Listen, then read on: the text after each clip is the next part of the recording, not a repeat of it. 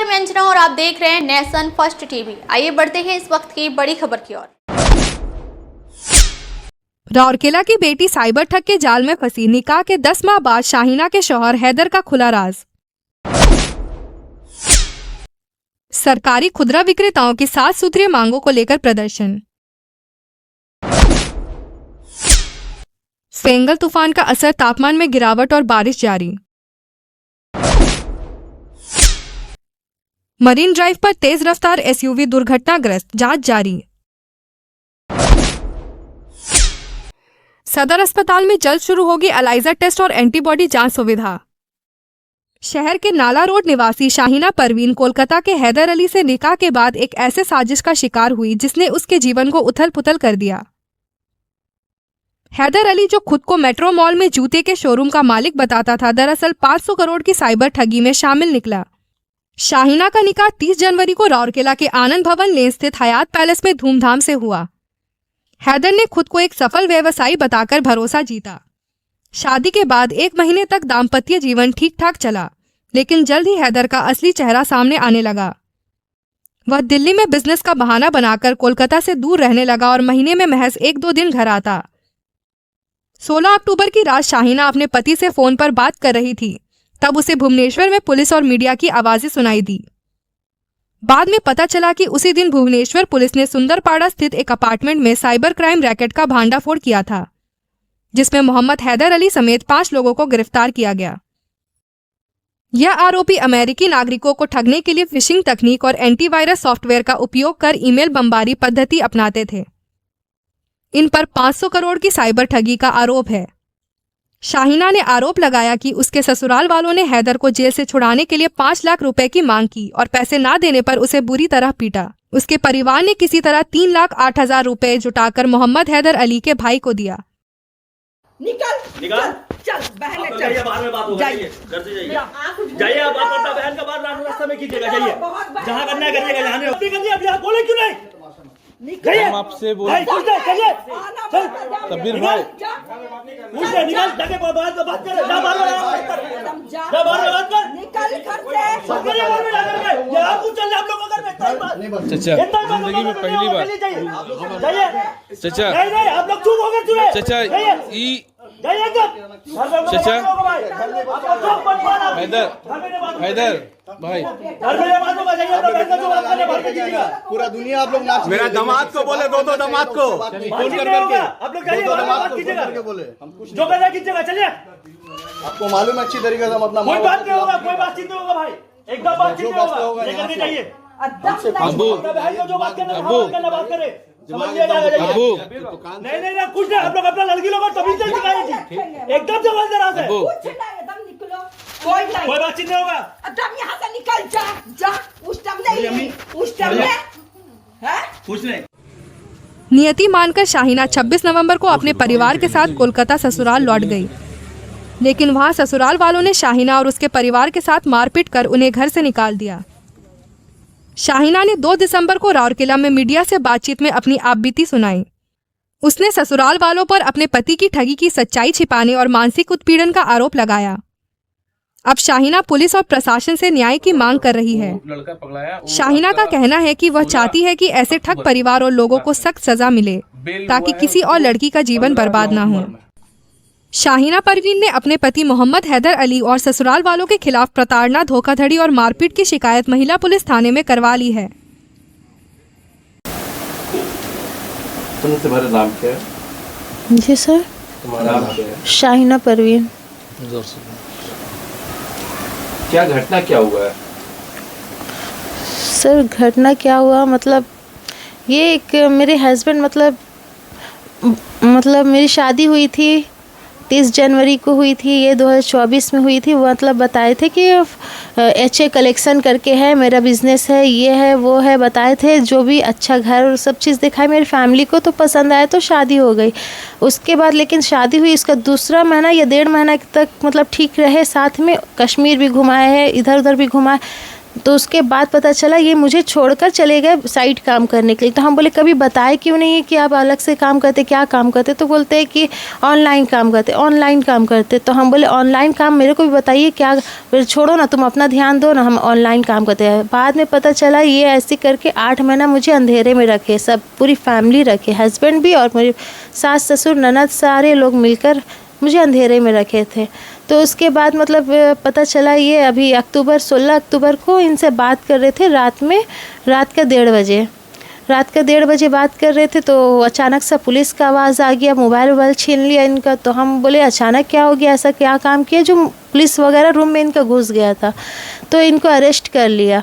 Arrest किया तो फिर हम घर में बताए कि ऐसा सब बात है। तो कहाँ से अरेस्ट किया? भुवनेश्वर से।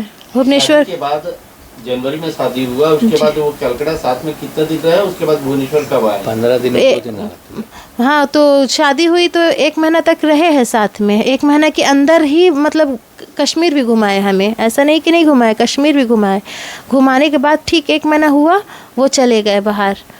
और आते थे महीना में 1 दिन के लिए, 2 दिन के लिए, बस ऐसे ही हर महीना आए हैं। तो उनका एक्चुअली काम क्या था? इनका ये फेक कॉल सेंटर था, साइबर वाले काम था, साइबर वाले काम था, ये फेक कॉल सेंटर था। साइबर बोले तो किस टाइप का, वो किस तरीके से वो करते थे? मतलब वो तो न्यूज़ देखकर मुझे तो उतना नॉलेज भी नहीं था, लेकिन अब नॉलेज बहुत ज़्यादा हो गया कि ये क्या काम करते हैं। न्यूज़ देखे वायरल हुआ तब समझ में आया कि क्या काम करते हैं। मतलब सबका अकाउंट हैक करना, सबका अकाउंट से पैसा मतलब लूटना, ये करना, इनका ये काम था। मुझे नहीं पता था, लेकिन न्यूज़ देखकर सारा पता चल गया। मेरे को कोई फैमिली वाले भी नहीं बताए कि क्या काम करते हैं। किस तरीके से काम करते थे? कॉल बोले तो किस तरीके से काम करते थे मतलब ये इवनिंग होता था, इवनिंग के बाद मतलब 8 बजता था, इनका लैपटॉप ऑन होता था और ये काम करते थे। रात पूरी रात करेंगे ये वाली काम, मतलब 5 बजे सुबह तक काम करते थे, इनका चलता था। मेरे साथ टाइम स्पेंड भी बहुत कम किए हैं, बहुत कम किए हैं। ये कलकत्ता रहते पर भी करते थे? हाँ, भुवनेश्वर में करते थे और कलकत्ता आकर लैपटॉप में ही काम करते थे। ये सारे गैंग लोग रहता था भुवनेश्वर में और ये लैपटॉप में सब कनेक्ट थे एक दूसरे से। गैंग तो 7-8 आदमी थे, लेकिन पकड़ाने के टाइम अरेस्ट जब हुए 6 लोग थे। कितना अर्निंग कर लिया होगा ये फ्रॉड करके?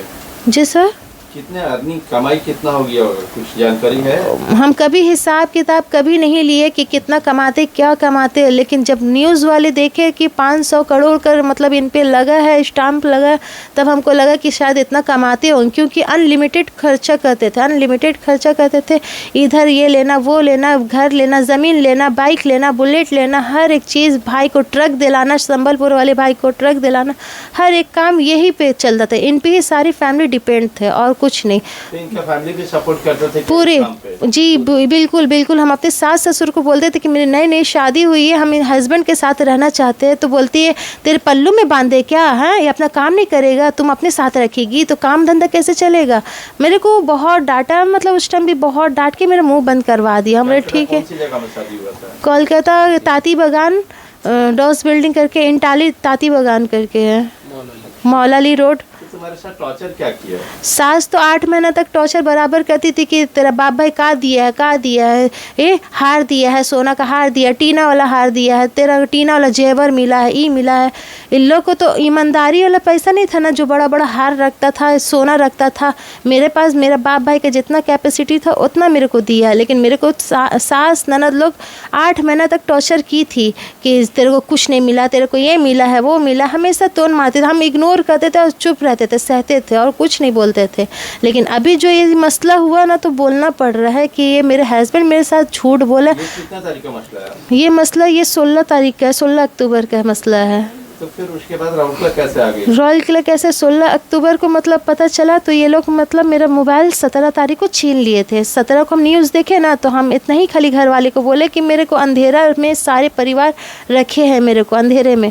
तो मेरा सास इधर से आई, उधर से ननद आई, ससुर आए, मोबाइल छीना, ब्लूटूथ छीन के, और मेरे को मतलब ननद मतलब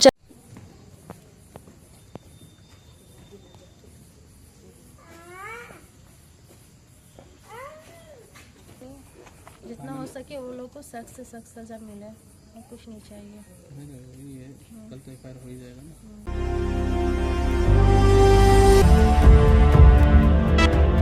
सरकारी खुदरा विक्रेता संघ द्वारा 7 सूत्रीय मांगों को लेकर आज विरोध प्रदर्शन किया गया।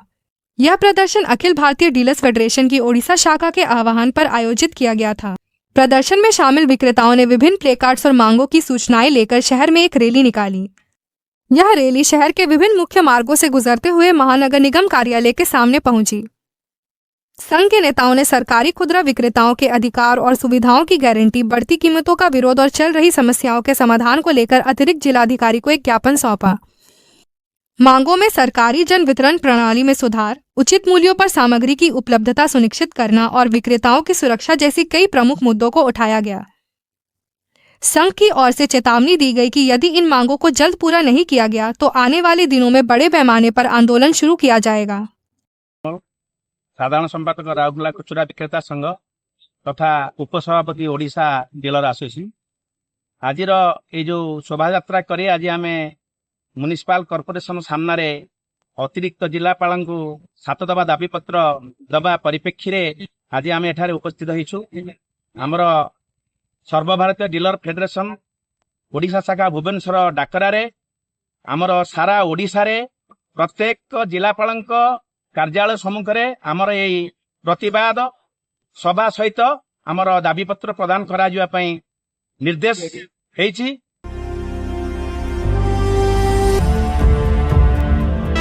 फेंगल तूफान का प्रभाव झारखंड के कई जिलों में नजर आ रहा है। जमशेदपुर में पिछले 2 दिनों से आसमान बादलों से घिरा हुआ है, जिससे तापमान सामान्य से 5 डिग्री नीचे चला गया है।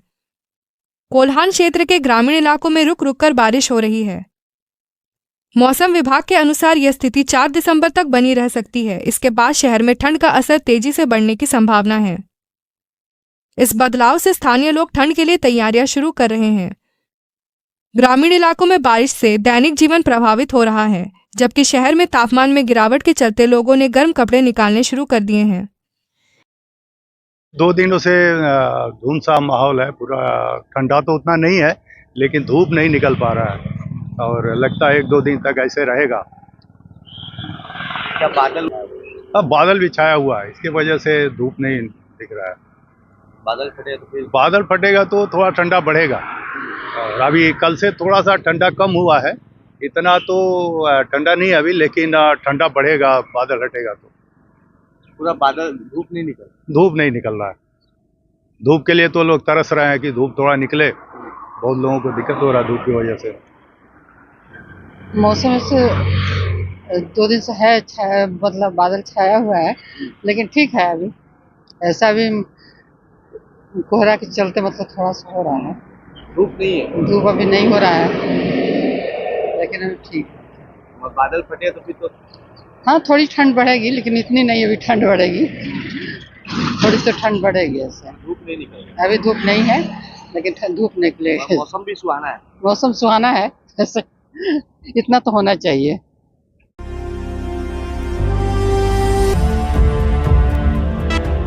जमशेदपुर के कदमा थाना क्षेत्र में मरीन ड्राइव पर आदित्यपुर टोल प्लाजा के पास बीती रात एक तेज रफ्तार एसयूवी अनियंत्रित होकर खाईनुमा गड्ढे में गिर गई।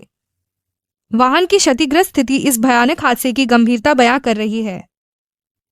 सुबह स्थानीय निवासियों ने घटना की सूचना दी। प्राथमिक जांच में तेज रफ्तार को हादसे का संभावित कारण बताया जा रहा है। हालांकि अभी तक यह स्पष्ट नहीं हो पाया है कि गाड़ी में कितने लोग मौजूद थे और उनकी क्या स्थिति है। पुलिस ने मौके पर पहुंचकर जांच शुरू कर दी है। घायलों और संभावित मृतकों के संबंध में जानकारी जुटाई जा रही है। दुर्घटना के सटीक कारणों का पता लगाने के लिए घटनास्थल का गहन निरीक्षण किया जा रहा है।